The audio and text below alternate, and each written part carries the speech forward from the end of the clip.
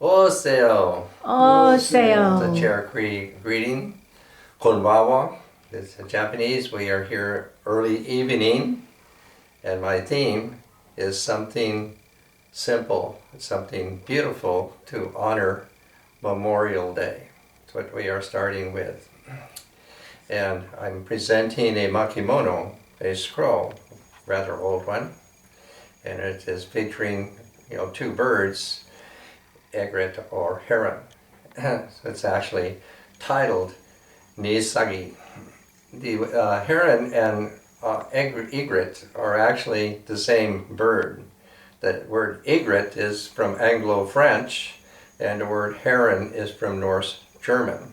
The Japanese only has one word, sagi, for that. And so the first thing I'm going to start off with is a couple of haikus. And these two haikus are by Yosa Busen, who was second to Basho in the 18th century.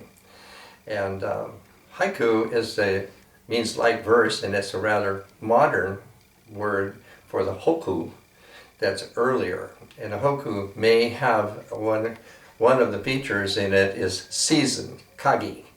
And in this first one that I'm reading, I have translated karashi hano as mustard flower. And this may indicate the season, which around here the mustard flowers are now blooming in the spring.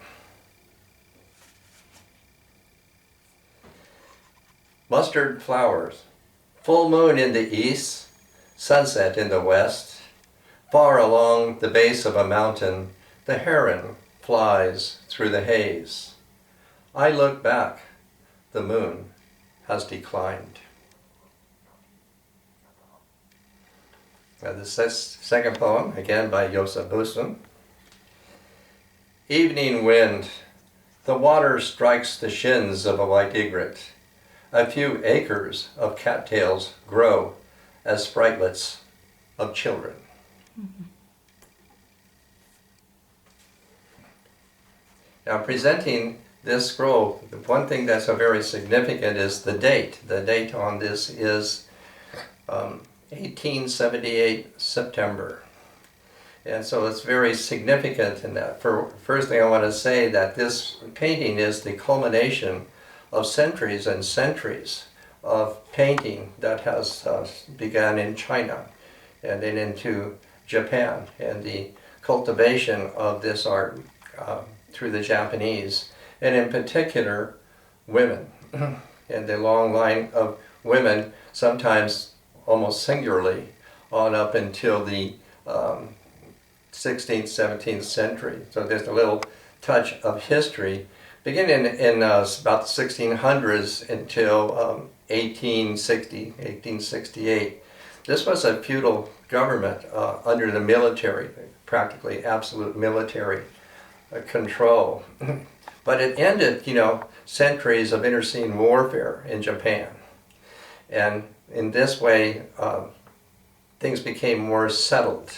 And the government, definitely encouraged people, even the warriors, in the arts, maybe the martial arts.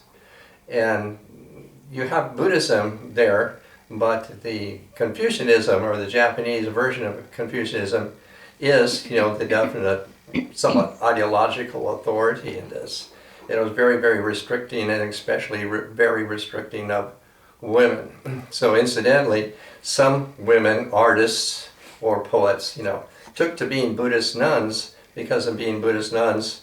They were kind of outside of the Confucian control in that. All women, other than Buddhist nuns, had to have dual roles.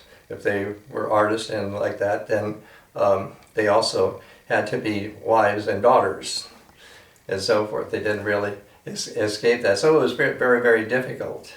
But for all along, you do have a woman here and a woman there and like that. And up until the 1850s, I'm mentioning here that there was a world, a small world as it was, of intellectuals and nonconformists and artists and painters, poets, or the literati.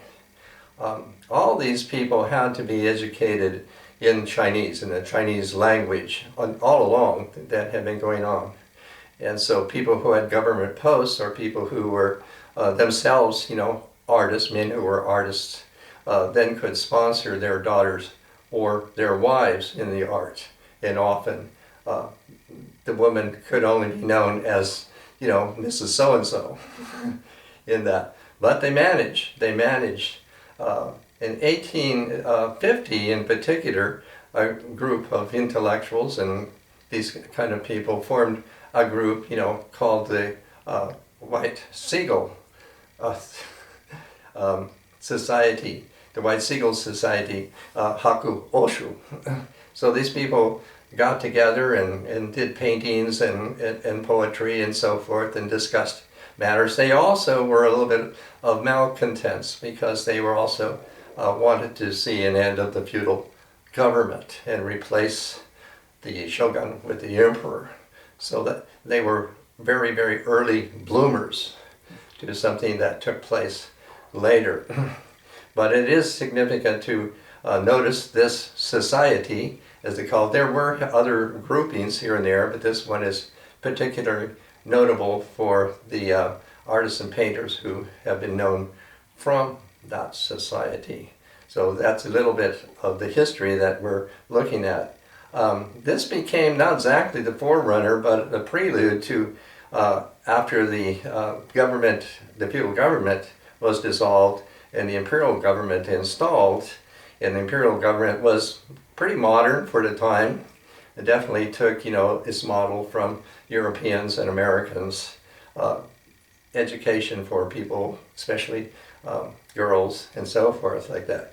Around turn of the century, 50 years after the White Seagull Society, you have the Blue Stocking Society, actually stemming out of Boston in England.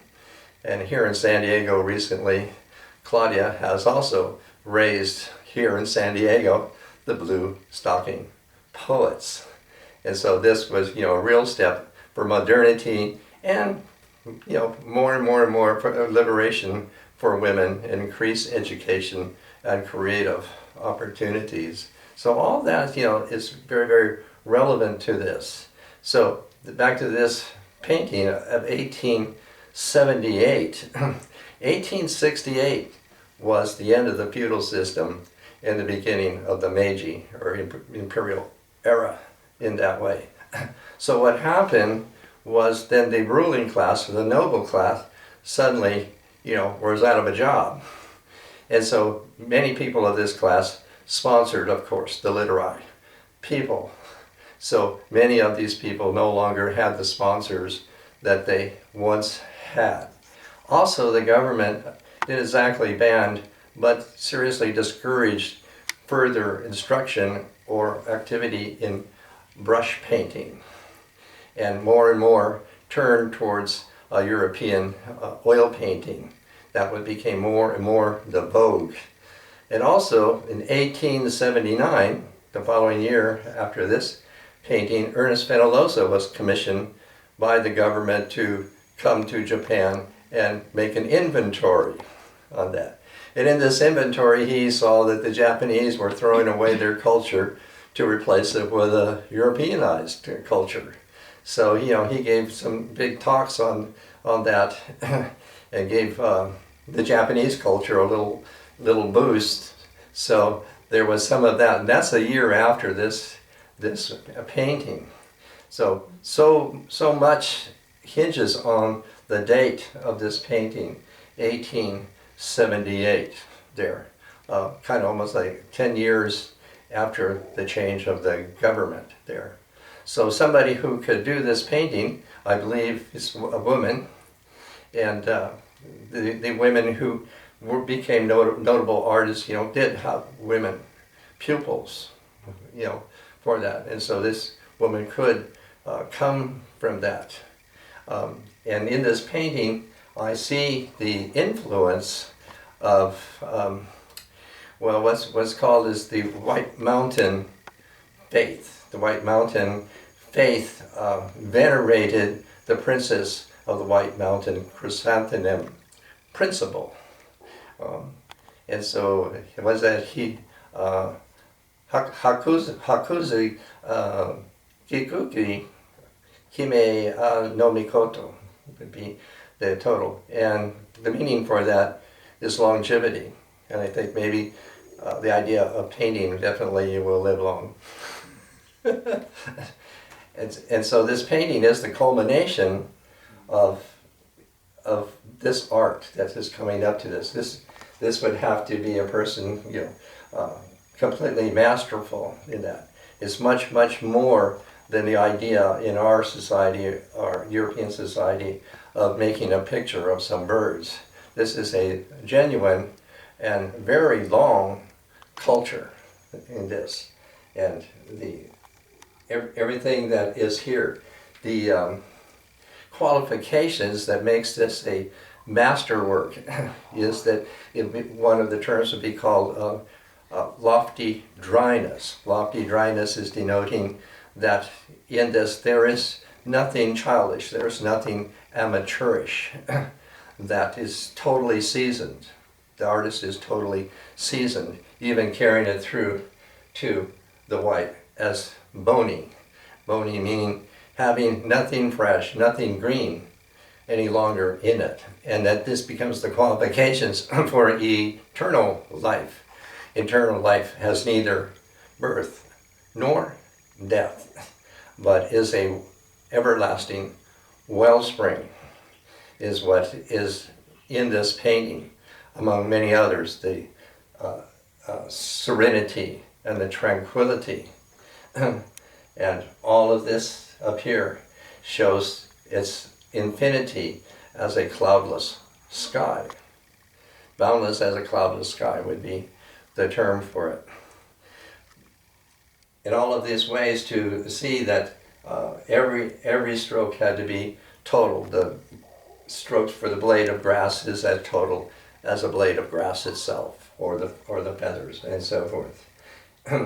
And who might we guess that this has been painted by? This has been painted by Haku Mamome, that is, white seagull. And so this is a woman's painting.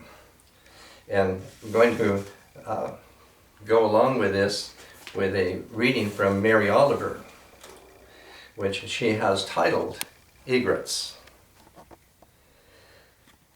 Where the path closed down and over, through the scumbled leaves, fallen branches, through the knotted catbrier, I kept going. Finally, I could not save my arms from the thorns. Soon the mosquitoes smelled me, hot and wounded, and came wheeling and whining.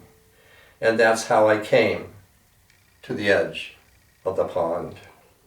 Black and empty, except for a spindle of bleached reeds at the far shore, which, as I looked, wrinkled suddenly into 3 egrets. A shower of white fire. Even half asleep, they had such faith in the world that had made them, tilting through the water, unruffled, sure by the laws of their faith, not logic. They opened their wings softly and stepped over every dark thing, where the secret name of every death is life again.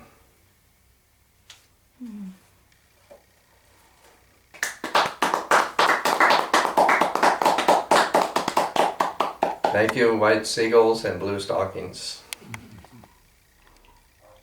All women artists.